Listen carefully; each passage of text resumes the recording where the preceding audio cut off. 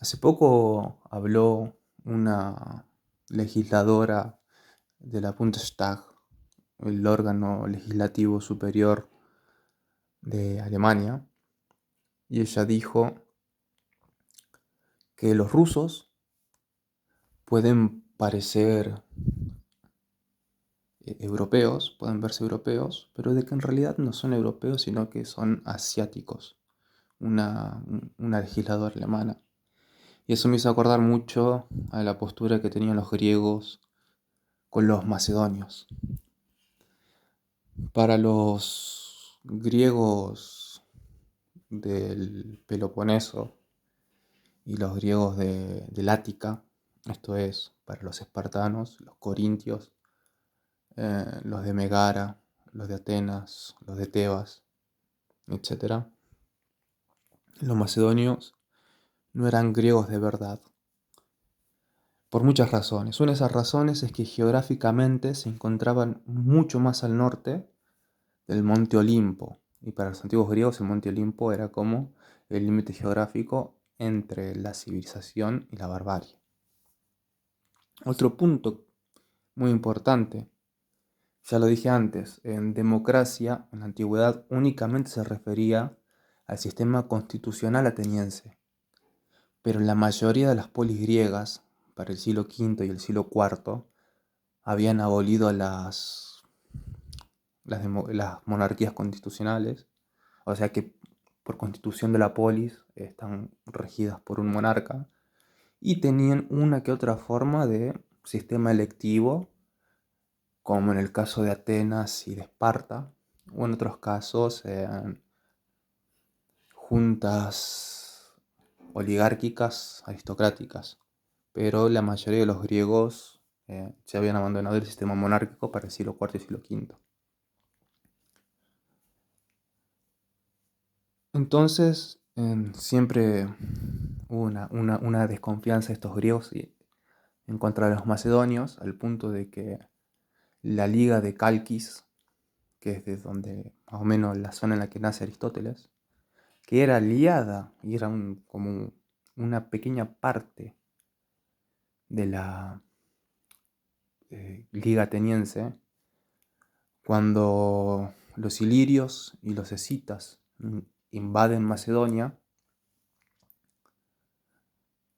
la Liga de Calquis aprovecha para invadir Macedonia. Entonces Macedonia tiene un periodo de contracción muy fuerte, una crisis política, donde el rey en ese momento, que ahora no me acuerdo cómo se llama, muere, y sube un tal Felipe de Macedonia.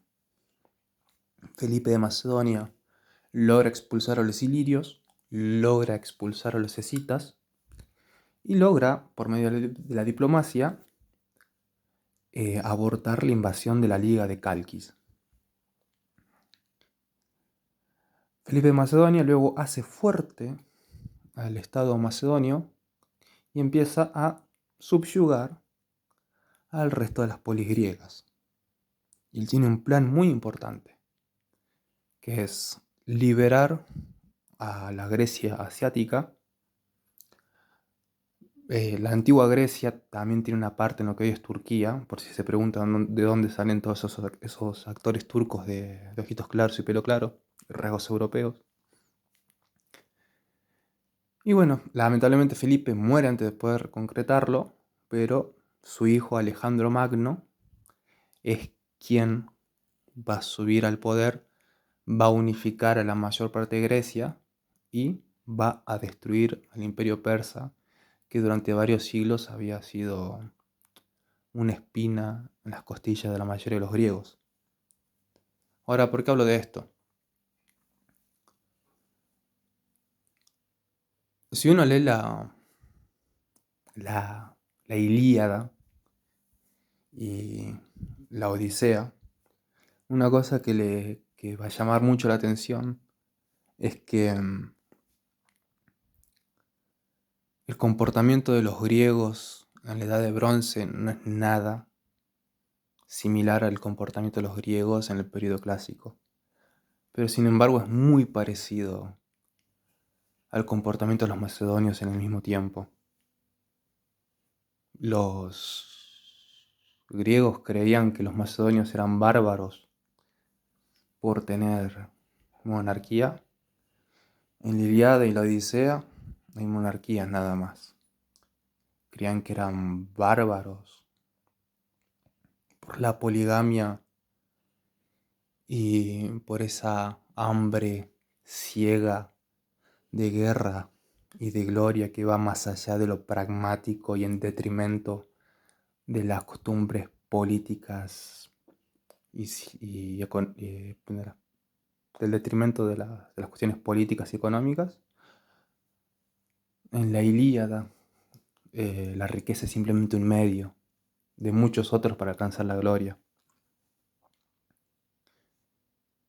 Y al final lo que terminó ocurriendo es que el mayor periodo de ilustración artística, de estabilidad de fronteras, de canonización de las obras literarias, la Biblioteca de Alejandría, donde ustedes tal vez no lo sepan, ¿no? Pero los gramáticos, como gente contratada por el Estado para cuidar el patrimonio literario y para regular la lengua y para construir y normalizar un sistema de escritura coherente, comienza en Alejandría, con los gramáticos alejandrinos. Después, al mismo tiempo, en Bizancio, en un muchacho que se llamaba Aristófanes de Bizancio, es quien normaliza el sistema de acentos griegos y por eso hoy sabemos cómo pronunciar bien el griego antiguo, porque, tema aparte, ¿no? El griego antiguo era una lengua tonal como el chino, que tenía tonos graves, tonos agudos y tonos que bajaban y subían.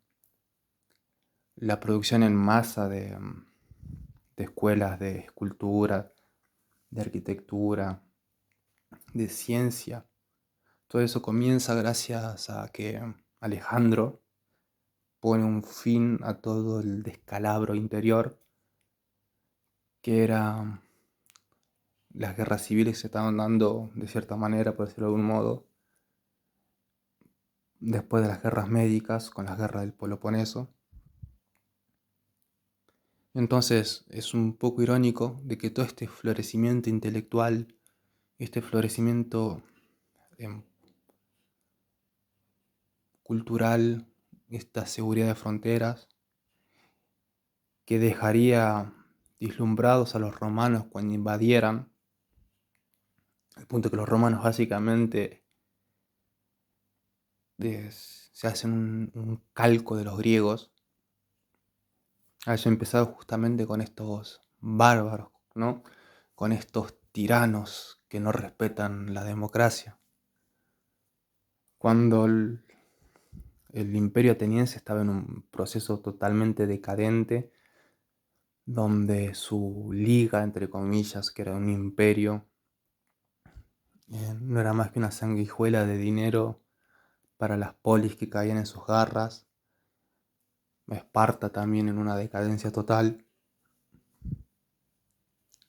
Entonces, este bárbaro que no respetaba la democracia llamado Putin, este bárbaro que no respetaba la democracia llamado Alejandro Magno, fue quien parió y quien consolidó la época más próspera de la Grecia.